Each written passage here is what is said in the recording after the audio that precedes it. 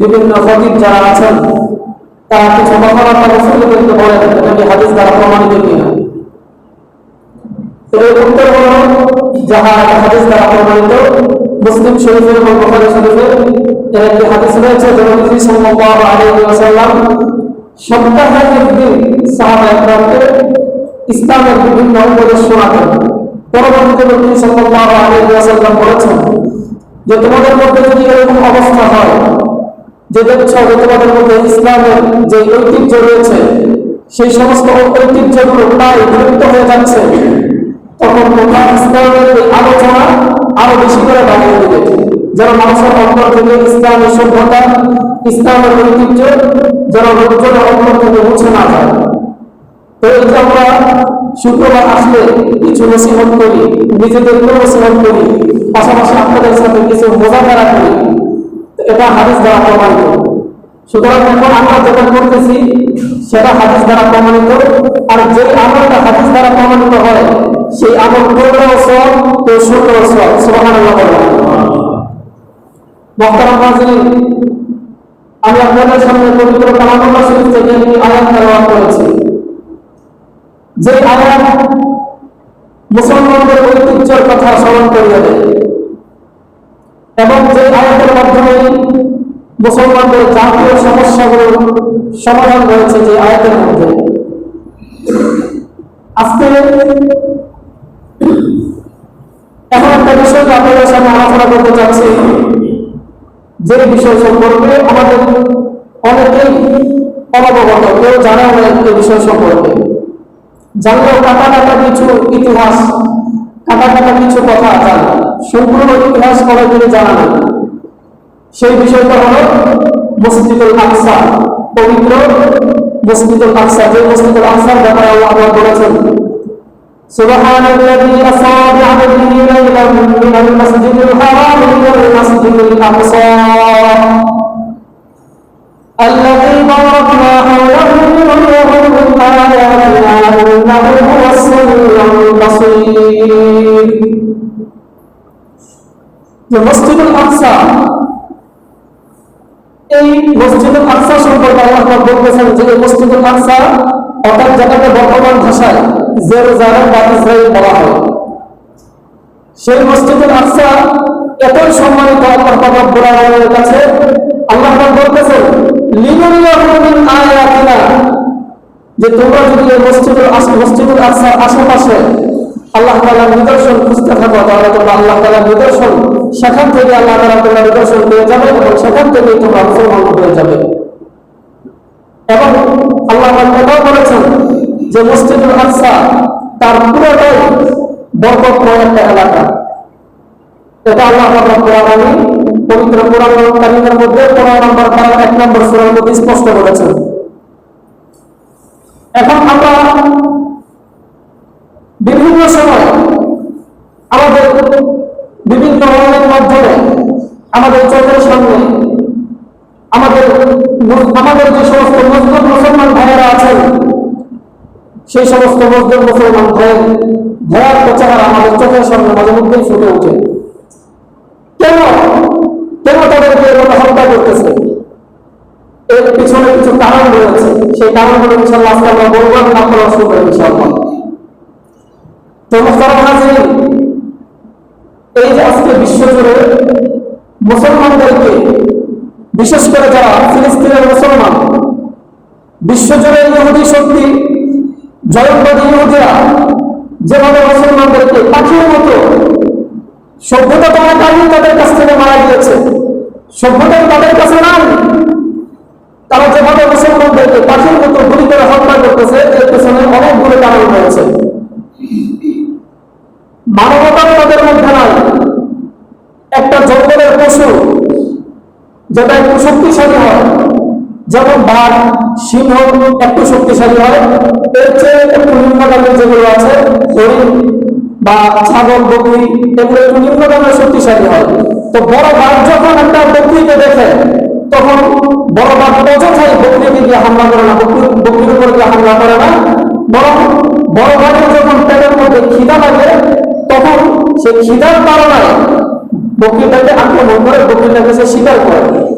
কিন্তু আজকে বিশ্বজুড়ে ইহুদিরা বিশ্বজুড়ে যে সন্ত্রাসের রাজত্ব কায়েম করেছে, এতে তাদের এমন না যে তাদের এখানে কোনো স্বার্থ আছে, বিষয়টা এমন না, বরং তাদের কাছ থেকে মানবতা এবং ইনসানিয়ত, মনুষ্যত্ববোধ তাদের কাছ থেকে অনেক আগে বিদায় নিয়েছে। বিদায় তারা মুসলমানদেরকে কে বাচ্চা, কে শিশু, কে নারী কোনো কিছুর পরোয়া না করে তারা মুসলমানদেরকে অঝরে গুলি দিয়ে পাথর গুলি করে হত্যা করতেছে।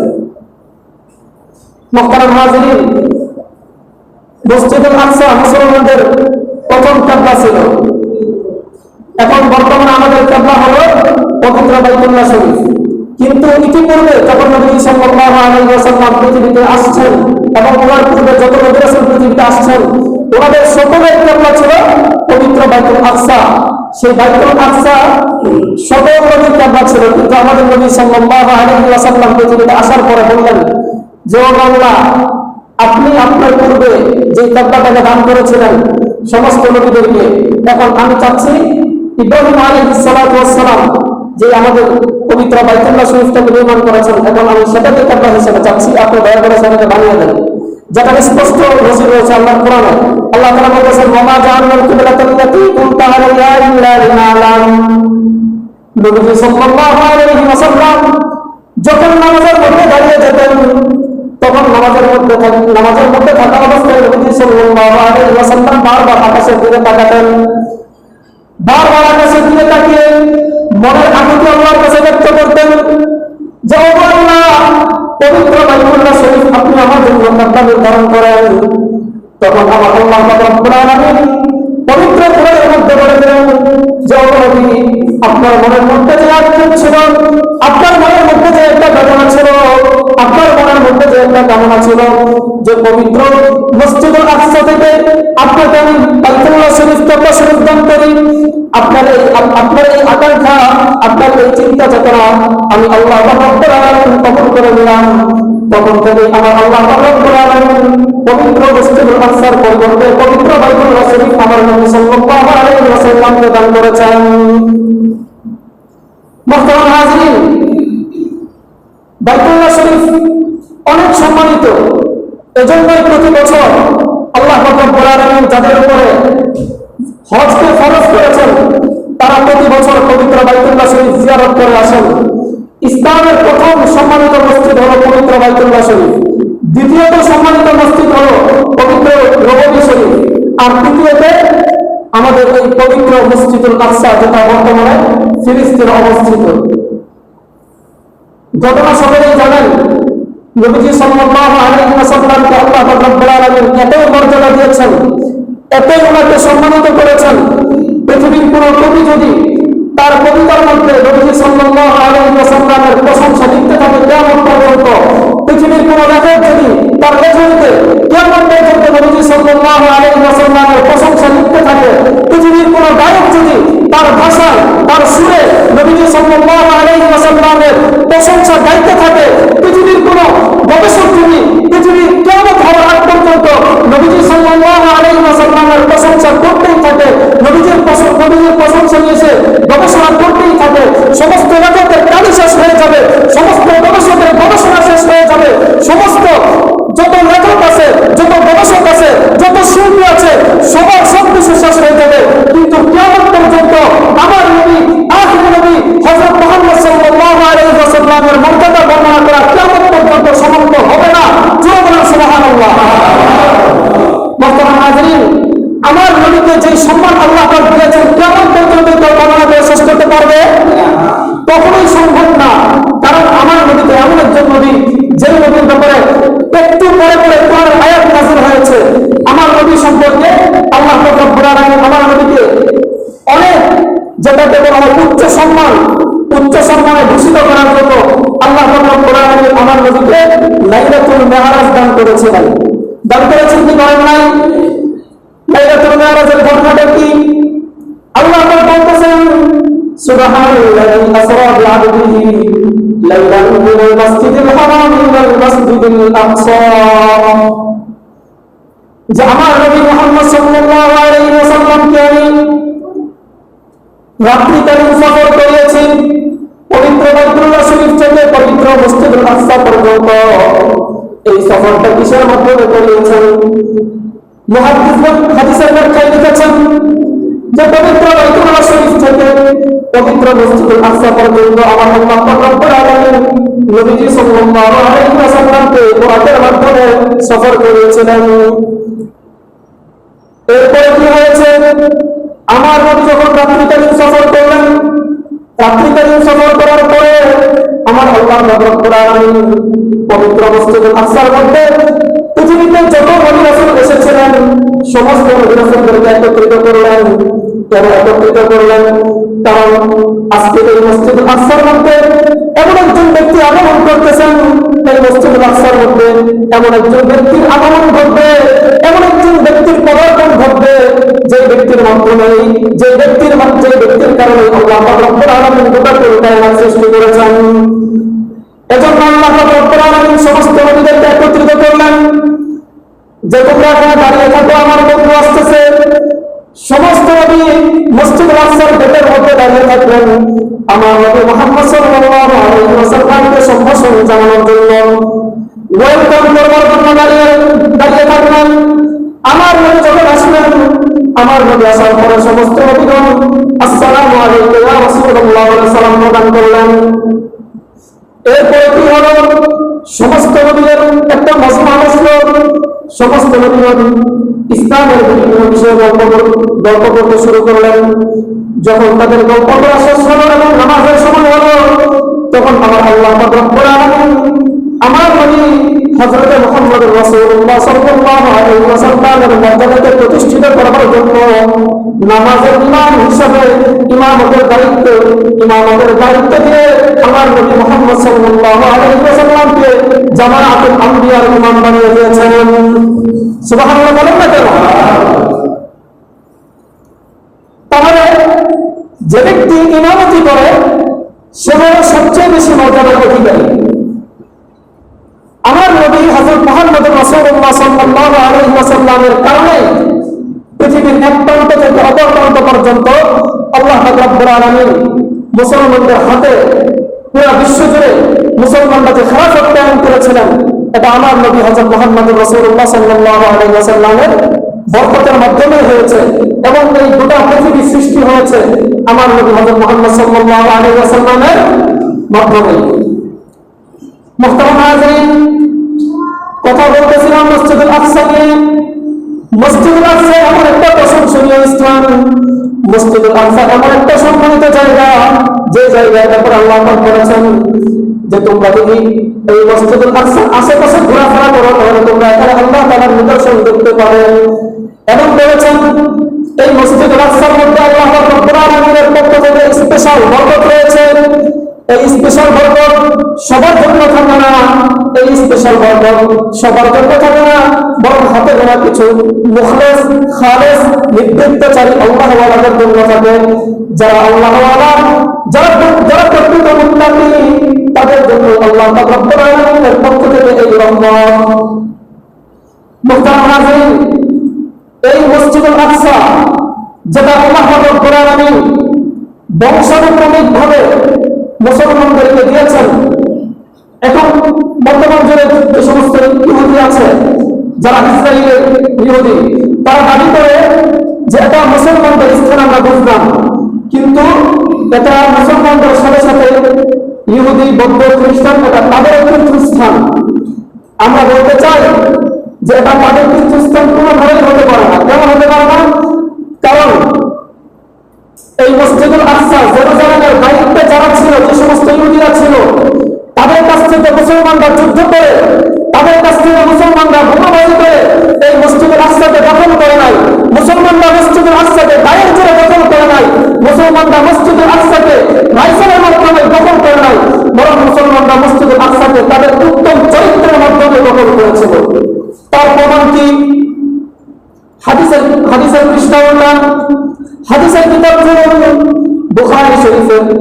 বুখারী শরীফের কিতাবুল মাগাজির মধ্যে স্পষ্ট উল্লেখ রয়েছে নবীজি সাল্লাল্লাহু আলাইহি ওয়াসাল্লামের যখন ওয়াফাত হয়েছে, নবীজি সাল্লাল্লাহু আলাইহি ওয়াসাল্লামের যখন মৃত্যু হলো, নবীজির মৃত্যুর পর হযরত ওমর রাদিয়াল্লাহু তাআলা আনহু যখন খেলাফতের দায়িত্ব প্রাপ্ত হলেন, তখন ওমর রাদিয়াল্লাহু তাআলা আনহু মসজিদুল আকসায় যারা দায়িত্বরত ছিলেন তাদের কাছে একটা লস্কর বাহিনী পাঠিয়েছেন, একটা প্রতিনিধি দল পাঠিয়েছেন, যে বলে দিয়েছেন যে তোমরা যাও গিয়ে আমার কথা বলো যে জাহানের বাদশাহ ওমর বিন আব্দুল আজিজ ওমর বিন খাত্তাব রাদিয়াল্লাহু তাআলা আনহু আমাদেরকে তার পক্ষ থেকে তোমাদের কাছে পাঠিয়েছেন। যখন এই বাহিনীর প্রতিনিধি দল যখন তাদের কাছে গেল, যাওয়ার পরে ওমর রাদিয়াল্লাহু তাআলা আনহুর কথা যখন সে বলল, তখন ইসরায়েলের বিরোধী যারা ছিল তারা বলল, আমরা তোমাদের কথা মানি না, বরং তোমাদের যে বাদশা রয়েছে ওমর তাকে আমাদের কাছে আসতে বলো, আমরা তার কথা শুনবো, তোমাদের কথা এখানে গ্রহণযোগ্য হবে না। যখন এটা বললো, এটা বলার পরে হযরত ওমর রাদিয়াল্লাহু তাআলা আনহু, আগে এটা বুঝেন ভালো করে, হযরত ওমর রাদিয়াল্লাহু তাআলা আনহু তিনি কত বড় একটা বাদশা ছিলেন, কত বড় সরকার ছিলেন, কত বড় শাসক ছিলেন, এটা ভালো করে বুঝেন। হযরত ওমর রাদিয়াল্লাহু তাআলা আনহু কথা বলবেন না। হযরত ওমর রাদিয়াল্লাহু তাআলা আনহু আমাদের বাংলাদেশের 25টা বাংলাদেশকে যদি একত্রিত করা হয় তাহলে জাজিরাতুল আরব, যেটাকে তৎকালীন ভাষায় হিজাজ বলা হতো, আমাদের বাংলাদেশের 25টা বাংলাদেশ একত্রিত করা হবে একটা জাজিরাতুল আরবের সমান হবে। এটা হলো তৎকালীন যুগে জাজিরাতুল আরব বলা হতো, বর্তমানে তৎকালীন যুগে হিজাজ বলা হতো, বর্তমান যুগে জাজিরাতুল আরব বলা হয়। আমাদের বাংলাদেশের 25টা বাংলাদেশকে যদি একত্রিত করা হয় তাহলে জাজিরাতুল আরবের সমান হবে। আর তৎকালীন যুগে হযরত ওমর রাদিয়াল্লাহু তাআলা আনহু খেলাফতের পূর্বে আবু বকর সিদ্দিক রাদিয়াল্লাহু তাআলা আনহু তিনি স্পষ্ট করেছেন যে আমাদের কাছে আমরা দুচোখে নবীজি সাল্লাল্লাহু আলাইহি ওয়াসাল্লামের মৃত্যুর পরে দুচোখে যতটুকু সীমানা দেখেছি আমরা আমাদের ইসলামী দাওয়াত ততটুকু পর্যন্ত পৌঁছে দিয়েছি। এবং যখন আমরা আজারবাইজানদের যখন একটা নদীর কাছে গেলাম, সেখানে গিয়ে আমাদের মনে হলো যে নদীর ওই পাশে আর কোনো এলাকা নাই, নদীর ওই পাশে আর কোনো মানুষ বসবাস করে না। যখন এটা আমাদের ধারণা হলো তখন আমরা চিন্তা করলাম যে এখানে যেটা আমাদের মনে হচ্ছে মানুষ থাকে না, সুতরাং ওই পাশে যাওয়ার দরকার নাই। ওমর রাদিয়াল্লাহু তাআলা পরে আবু বকর সিদ্দিক পরে বলতেছেন যে আমাদের কাছে যদি আমাদের মন যদি সায় দিত যে নদীর ওই পাশেও কোনো মানুষ বসবাস করে, নদীর ওই পাশেও কোনো একটা কওম বসবাস করে, তাহলে আমি ওমর এই নদীর উত্তাল তরঙ্গ আমি আবু বকর সিদ্দিকের যাত্রাকে ক্ষান্ত করতে পারবো না। আমি এই উত্তাল তরঙ্গ মারার মাধ্যমে আমি আমার এই ইসলামের দাওয়াত নদীর অপর পাশে সমস্ত মানুষের কাছে পৌঁছে দিতাম। জোরে বলেন সুবহানাল্লাহ। মুহতারাম হাজিরিন, যখন ওমর রাদিয়াল্লাহু তাআলা আনহু হযরত আবু বকর সিদ্দিক রাদিয়াল্লাহু তাআলা খেলাফত ছিল আগে, ওমর রাদিয়াল্লাহু তাআলা খেলাফত ছিল পরে। তার মানে কি আবু বকর সিদ্দিক রাদিয়াল্লাহু তাআলা আনহু উনি সংগ্রাম করে যতটুকু এলাকার মধ্যে খেলাফত কায়েম করেছেন পুরো সম্পূর্ণ এলাকা ওমর রাদিয়াল্লাহু তাআলা আনহুর দখলে। কারণ আবু বকর সিদ্দিক রাদিয়াল্লাহু তাআলা ছিল আগের সরকার, আর দ্বিতীয় সরকার ছিল কে? ওমর রাদিয়াল্লাহু তাআলা আনহু। তাহলে বোঝা যায় যে ওমর রাদিয়াল্লাহু তাআলা আনহু কত বড় সাম্রাজ্যের অধিকারী ছিলেন। 25টা বাংলাদেশকে যদি একত্রিত করা হয় তাহলে একটা জাজিরাতুল আরব। এই জাজিরাতুল আরব ছাড়াও আরো অনেক এলাকা, আরো অনেক রাষ্ট্র খেলাফত কায়েম হয়েছিল। তো সেই সমস্ত এলাকাগুলো ওমর রাদিয়াল্লাহু তাআলা আনহুর দখলে ছিল।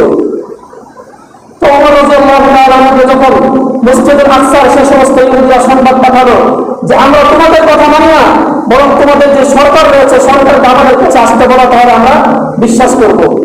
তো ওমর রাদিয়াল্লাহু তাআলা আনহুর কথা শুনে একটা গোলাম নিয়েছেন আর উনি নিজে, তাহলে কয়টা হলো? একটা গোলাম, একটা লোক আর উনি নিজে, তিনটা হলো। তিনটা জিনিস নিয়ে উনি বের হয়ে গেলেন। তো ওমর রাদিয়াল্লাহু তাআলা যখন উটের মধ্যে সওয়ার হওয়ার পরে যে গোলাম রয়েছে, গোলাম উটের রশি টানতে থাকে। এটা কিন্তু ভালো করে শুনবেন, মনোযোগ দিয়ে রেখে ভালো করে শুনবেন, তাহলে ইতিহাসটা বুঝতে পারবেন।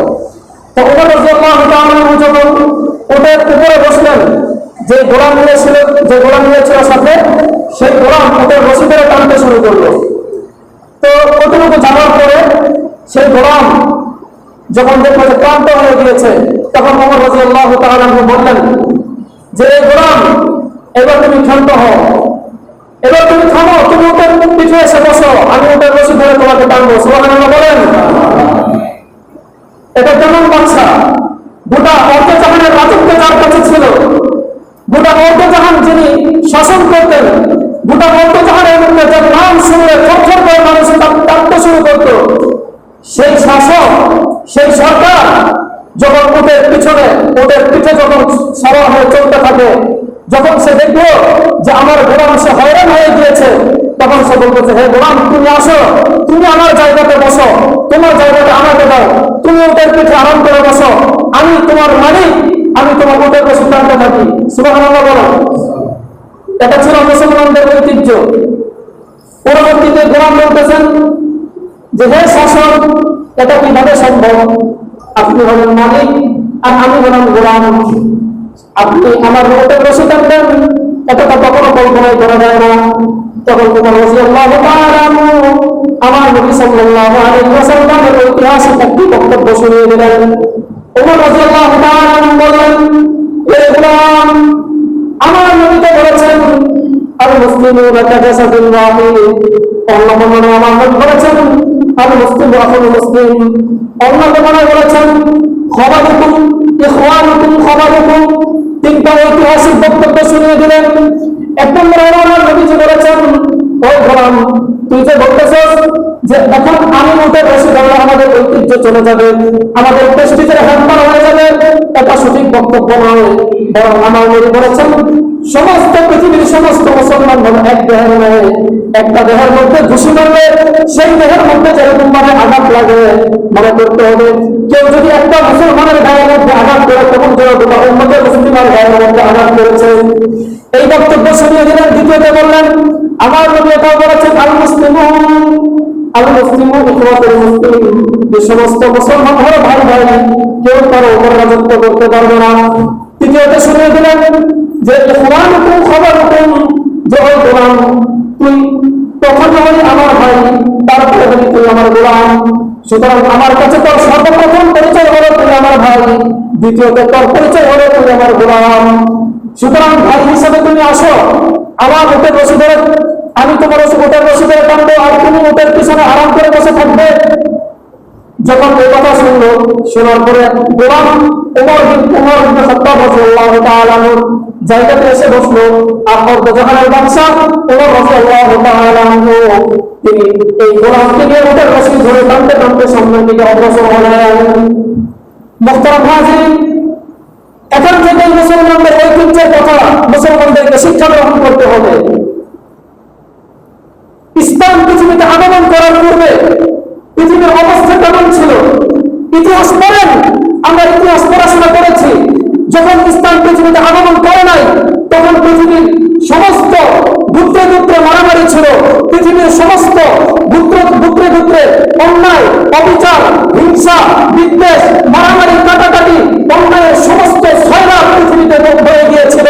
কিন্তু যখনই আমার নবী সাল্লাল্লাহু আলাইহি ওয়াসাল্লাম পবিত্রতার বার্তা নিয়ে পৃথিবীতে আগমন করলেন, তখন আমার নবী স্পষ্ট জানিয়ে দিলেন যে কারো উপরে কারো ক্ষমতা চলবে না।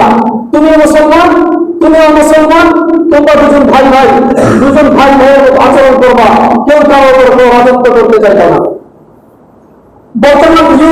বর্তমান ইউরোপীয় যে সমস্ত সভ্যতাগুলো আছে, আপনারা বিগত 100 বছরের ইতিহাস পড়াশোনা করেন, 100 বছরের ইতিহাস পড়াশোনা করলে কি দেখবেন? আমি নিজে পড়েছি, আপনাদেরকে আমি ডিটেলসটা দিয়ে দেই। 100 বছরের ইতিহাস পড়লে আপনারা দেখতে পাবেন যে যখন আফ্রিকার কালো কালো মানুষদেরকে, যে সমস্ত আফ্রিকার কালো মানুষ ছিল, চামড়া কালো, সেই সমস্ত চামড়া কালো মানুষদেরকে আমেরিকান সাদা চামড়াওয়ালারা হাতের মধ্যে বলতে জানা, ওরা তো কালো, ওরা ওদেরকে কোনো দাম নাই, ওদের চামড়া কালো। এটা আমরা কি করবো? আফ্রিকা থেকে বড় বড় জাহাজের মধ্যে যেরকম একটা কূপ যদি কেউ ধরতে চায়, ওই কূপের মধ্যে যেমন মাটি একটার পর একটা ফেলাইতেই থাকে, বস্তা একটার পর একটা ফেলাইতেই থাকে, এরকম ভাবে আমেরিকা থেকে আফ্রিকা যে জাহাজ এসেছিল আফ্রিকার কারা মানুষদেরকে ধরে নেওয়ার জন্য, সেই একটার উপর আরেকটা বস্তার মধ্যে ফেলেছিল। এভাবে মাসের পর মাস, বছরের পর বছর 10,000 মানুষ নিয়ে একটা লঞ্চ এভাবে সফর করেছে, সফর করার পরে দেখতে গেল 10,000 মানুষের মধ্যে 9,000 মানুষ শেষ, কেবলমাত্র 1,000 বেঁচে আছে। এই ছিল পৃথিবীর অবস্থা, এই ছিল পৃথিবীর সভ্যতা। তো আমার ইসলাম যখন পৃথিবীতে আসলো তখন ইসলাম স্পষ্ট বলে দিয়েছে যে শোনো, লা ফাসদাদ আরাবিয়্যিন ওয়ালা আজাম, যে তোমরা মনে করতেছো যে তোমরা সৌদি আরবে জন্মগ্রহণ করেছো এজন্য তোমাদের মান মর্যাদা বেশি, যারা বাংলাদেশে জন্মগ্রহণ করেছে তারা তাদের মান মর্যাদা কম। ইসলাম স্পষ্ট করেছে না, বিষয়টা এরকম না, বরং যারা বাংলাদেশে জন্মগ্রহণ করেছে তাদের মান যেরকম সমান, তোমরা যারা সৌদি আরবে জন্মগ্রহণ করেছো তোমাদের মান একই সমান, তোমরা যারা মিশরে জন্মগ্রহণ করেছো তোমাদের মান একই সমান। করে পার্থক্য কোথায়? পার্থক্য হলো তোমাদের অন্তরের মধ্যে। ইন্না আক্রামাকুম ইনদাল্লাহি আতকাকুম, আল্লাহ বলতেছেন তোমাদের অন্তরের, যার অন্তরের মধ্যে যত বেশি তাকওয়া থাকবে সেই আল্লাহ রব্বুল আলামিনের কাছে সবচেয়ে সম্মানিত মানুষ বলে গণ্য হবে। জোরে বলুন সুবহানাল্লাহ। মুহতারাম হাজিরিন, ওমর রাদিয়াল্লাহু তাআলা আনহু উটের রশি ধরে টানতে শুরু করলেন। তো ওই দিক দিয়ে ইহুদিদের কাছে খবর চলে গেল যে মক্কা থেকে মুসলমানদের গভর্নর আসতেছে, মুসলমানদের শাসক আসতেছে। তো ইহুদিদের একটা দল মসজিদুল আকসার প্রথম ফটক, প্রথম গেটের মধ্যে এসে ওমর রাদিয়াল্লাহু তাআলা আনহুকে ওয়েলকাম জানানোর জন্য, স্বাগত জানানোর জন্য দাঁড়িয়ে গেল। এবং ইহুদিদের মধ্যে যে সমস্ত আলেম ছিল, যে সমস্ত পণ্ডিত ব্যক্তি ছিল, তারা আল্লাহর কিতাব তাওরাত খুলে বসে পড়ল। তাওরাত খুলে তারা পড়তে শুরু করলো। তাওরাতে এক জায়গায় তারা লেখা দেখলো যে মুসলমানদের শাসক ওমর রাদিয়াল্লাহু তাআলা যখন সেই সুদূর মক্কা থেকে পবিত্র মসজিদুল আকসার মধ্যে প্রবেশ করবে তখন মুসলমানদের শাসক ওমর রাদিয়াল্লাহু তাআলা উটের রশি ধরে গোলামকে উটের রশি টানতে টানতে মসজিদুল আকসার মধ্যে প্রবেশ করবে। এটা ছিল তাওরাতের মধ্যে এক জায়গায় বর্ণনা। আরেকটা জায়গার মধ্যে আরেকটা বর্ণনা ছিল। সেই বর্ণনাটা ছিল যে মুসলমানদের শাসক ওমর রাদিয়াল্লাহু তাআলা যখন মসজিদুল আকসার মধ্যে প্রবেশ করবে তখন ওনার স্যান্ডেল, ওনার যে জুতা, ওনার জুতা থাকবে একটা হাতের মধ্যে। তো এই দুইটা বর্ণনা, প্রথম বর্ণনা হলো ওমর রাদিয়াল্লাহু তাআলা যখন মসজিদুল আকসার মধ্যে প্রবেশ করবেন তখন উনি ওনার যে গোলাম আছে ওনার গোলামকে নিয়ে ওকে রশি টানতে টানতে মসজিদুল আকসার মধ্যে প্রবেশ করবে। আরেকটা বক্তব্য ছিল তাওরাতের মধ্যে যে ওমর রাদিয়াল্লাহু তাআলা যখন মসজিদুল আকসার মধ্যে প্রবেশ করবে তখন ওমর রাদিয়াল্লাহু তাআলা হাতের মধ্যে স্যান্ডেল, এক হাতে এক পায়ে স্যান্ডেল পরা থাকবে, আরেক হাতে স্যান্ডেল থাকবে, এক পায়ে থাকবে স্যান্ডেল, আরেক হাতে থাকবে স্যান্ডেল। এইভাবে উনি এক হাতে স্যান্ডেল আরেক পায়ে স্যান্ডেল নিয়ে উনি মসজিদুল আকসার মধ্যে প্রবেশ করবেন। তো ইহুদিরা যখন এই বর্ণনা করলো ওরা কোনো কিছু বুঝতেছে না। দুটো বর্ণনার মধ্যে একটু বিপরীতমুখী দেখা যায়, দুটো বক্তব্যই বিপরীতমুখী। একটা হলো যে ওটা বসে জানতে থাকবে, আর একটা হলো হাতের মধ্যে স্যান্ডেল থাকবে।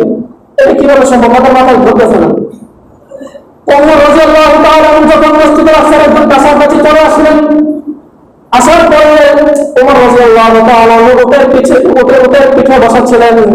ওমর রাদিয়াল্লাহু তাআলা বললেন যে ও গোলাম, আমি তো অনেকক্ষণ বসাচ্ছিলাম, তুমি তো হয়রান হয়ে গিয়েছ, এখন তো তোমার পালা, এতক্ষণ আমি বসেছিলাম, আমি আরাম করেছি, তুমি কষ্ট করেছ, আর এখন তো তোমার পালা এসেছে, সুতরাং আসো তুমি এখানে বসো, এখানে বসে তুমি আরাম করো, আমি ওটার রশি ধরে টানতে থাকি।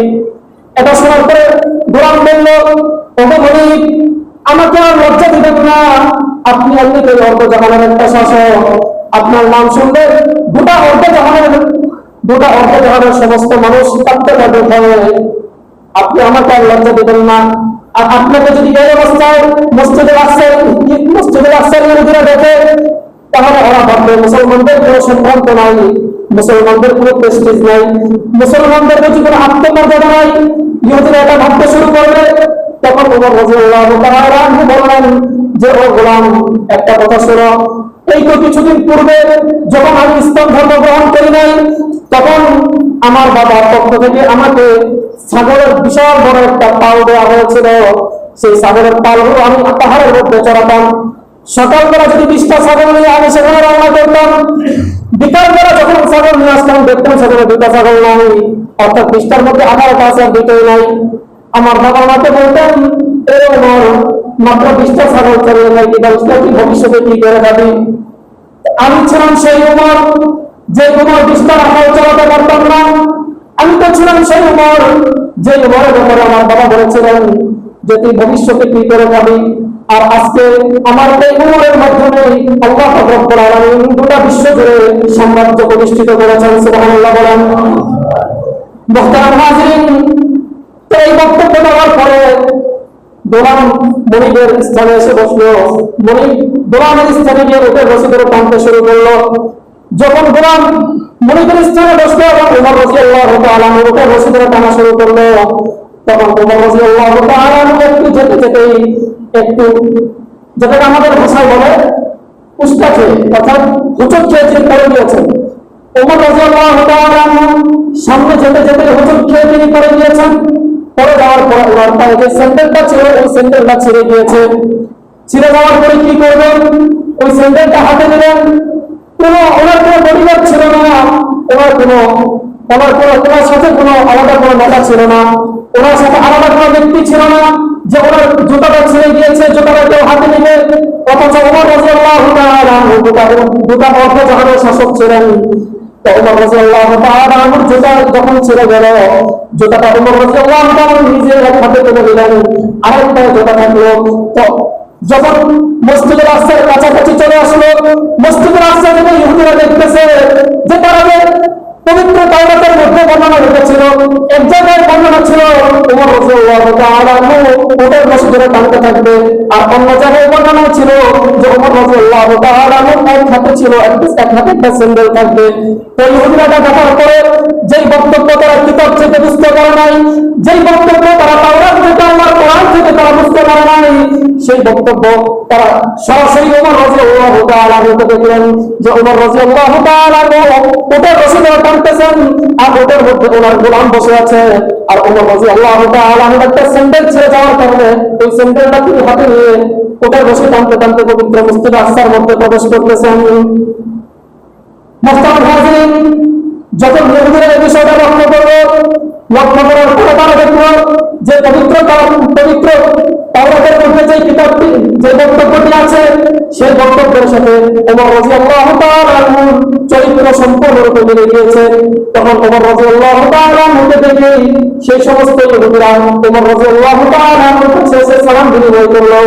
সালাম বিনিময় করার পরে বললো, ওগো জাহানের বাদশা, আপনাকে আজকে আমাদের সাথে যুদ্ধ করতে হবে না, আপনাকে মসজিদুল আকসাকে দখল করার জন্য আমাদের সঙ্গে মারামারি করতে হবে না, মসজিদুল আকসাকে মুসলমানদের করার জন্য আমাদের সঙ্গে কোনো মারামারি করতে হবে না, বরং আমরা আপনার ব্যাপারে শুনেছি আপনি যখন সরকার হয়েছেন, আপনি যখন শাসকের দায়িত্ব পেয়েছেন, তখন আপনি সমস্ত মদিনা এবং মক্কার প্রত্যেকটা ঘরে ঘরে আপনি সমস্ত বৈষম্যের তারাগুলো ভেঙে দিয়েছেন এবং প্রত্যেকটা ঘরে ঘরে আপনি সম্মান ইনসাফ কায়েম করেছেন। এইবারে সেই জেরুজালেমের যে সমস্ত ইহুদিরা রয়েছে, সমস্ত ইহুদিরা মসজিদুল আকসার চাবি নিয়ে হযরত ওমর রাদিয়াল্লাহু তাআলা এর হাতে চাবিটাকে সঁপে দিলেন এবং বললেন, ওগো আপনি যেভাবে মসজিদুল হারাম, মসজিদুল আকসা, মসজিদুল পবিত্র বাইতুল্লাহ শরীফ, পবিত্র কাবা শরীফ এবং পবিত্র নববী শরীফ, মক্কা এবং মদিনাতে যেভাবে আপনি ইনসাফ কায়েম করেছেন, যেভাবে আপনি প্রত্যেকটা ঘরে ঘরে মানুষের কাছে, প্রত্যেকটা মানুষের কাছে মানুষের হক, মানুষের অধিকার পৌঁছে দিয়েছেন, এই নেন আপনাকে মসজিদুল আকসার চাবিটাকে অর্পণ করা হলো। আপনি মসজিদুল আকসার চাবিটাকে নিয়ে মসজিদুল আকসার প্রত্যেকটা ঘরে ঘরে ইনসাফ কায়েম করুন। সুবহানাল্লাহ বলেন ভাই। মুহতারাম হাজিরিন, এই ছিল মুসলমানদের ইতিহাস। মুসলমানরা গায়ের জোরে মসজিদুল আকসাকে রক্ষা করে নাই, মুসলমানরা গায়ের জোরে গুলি করে বোমাবাজি করে তারা মসজিদুল আকসাকে দখল করে নাই, বরং মসজিদুল আকসার মধ্যে যে সমস্ত দায়িত্বপ্রাপ্ত ব্যক্তিরা ছিল, সেই সমস্ত দায়িত্বপ্রাপ্ত ব্যক্তিরা ইসলাম ধর্মে তারা আবিষ্কৃত হয়ে ইসলাম ধর্মকে তারা গ্রহণ করে সেই সমস্ত দায়িত্বপ্রাপ্ত ব্যক্তিরা মসজিদুল আকসার চাবি হযরত ওমর রাদিয়াল্লাহু তাআলা এর হাতে তুলে দিয়েছিলেন। তাহলে আজকে এই ১৯ শতাব্দীতে এসে কেন মসজিদুল আকসাকে নিয়ে এত বাড়াবাড়ি করা হবে? মুসলমানদেরকে কেন হত্যা করা হবে মসজিদুল আকসাকে নিয়ে? 1095 খ্রিস্টাব্দের যে ফাদার থাকে, খ্রিস্টানদের সেই ফাদার মসজিদুস সাফা, যেটাকে মসজিদুল উমা বলা হয়, মসজিদুস সাফাতে প্রবেশ করে মুসলমানদেরকে এরকম ভাবে হত্যা করেছে যেটার বর্ণনা ইতিহাসবিদ দেখতে পারে নাই। সংক্ষিপ্ত ভাবে লিখেছে যে মুসলমানদেরকে তারা এরকম নরঘাত পশলমতো তারা হত্যা করেছে যে মুসলমানদের রক্তে সেই মসজিদুস সাফা, মসজিদুল উমরে এত পরিমাণ রক্ত হয়েছিল যে একজন মানুষ যখন হাঁটতো তখন ওই মানুষের হাঁটু পর্যন্ত রক্ত হয়ে গিয়েছিল। এতটুকু তারা এই পর্যন্ত মুসলমানদেরকে হত্যা করেছে। অন্য বর্ণনায় এসেছে যে মসজিদুস সাফার মধ্যে ইহুদিরা এবং খ্রিস্টানরা মিলে মুসলমানদেরকে এই পরিমাণ হত্যা করেছে যে কোনো উট যখন ছেড়ে দেওয়া হতো উটের এই থুতনি পর্যন্ত মুসলমানদের রক্ত ছুঁই করত। এই পরিমাণ মুসলমানদেরকে হত্যা করেছে। আর বর্তমানে মুসলমানদেরকে কি পরিমাণ হত্যা করা হচ্ছে, মুসলমানদের রক্ত নিয়ে কি পরিমাণ ক্ষতি করা হচ্ছে তা আজ আমাদের চোখের সামনে অস্পষ্ট নয়, বরং দুয়ারে করলে স্পষ্ট হয়ে আছে।